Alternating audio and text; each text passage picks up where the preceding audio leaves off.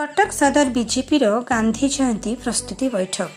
तेलेगापीठ गांधी स्मृति पीठ ठारे रविवार संध्यारे कटक सदर बीजेपी पक्षर अक्टोबर 2 तारिख गांधी जयंती अवसर में मुख्यमंत्री मोहन चरण माझी योगदान नहीं एक प्रस्तुति बैठक अनुष्ठित हो जाइछि। एही कार्यक्रम में कटक सदर विधायक इंजीनियर प्रकाश चंद्र सेठी, कटक जिला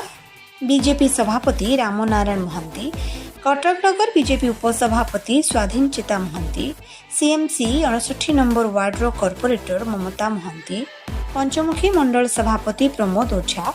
उराली मंडल सभापति प्रदीप कुमार बेहरा प्रमुख जोगदे गांधी जयंती रे मुख्यमंत्री मोहन चरण माझी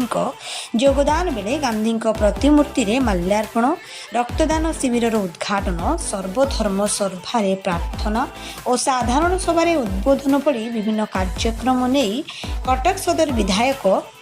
इंजीनियर प्रकाश चंद्र सेठी सूचना देइछन्ति। एही कार्यक्रम रे अन्यमानक मध्यरे युव समाजसेवी प्रशांत कुमार दलाई, युव समाजसेवी बद्री नारायण पट्टनायक, युव मोर्चा राज्य संपादक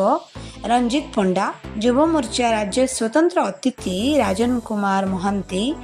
पूर्वतन मंडल सभापति प्रसन्न प्रधान, राजेंद्र प्रसाद साहू, अशोक कुमार साहू, गणेश प्रधान, प्रमोद स्वाई प्रमुख उपस्थित थिले।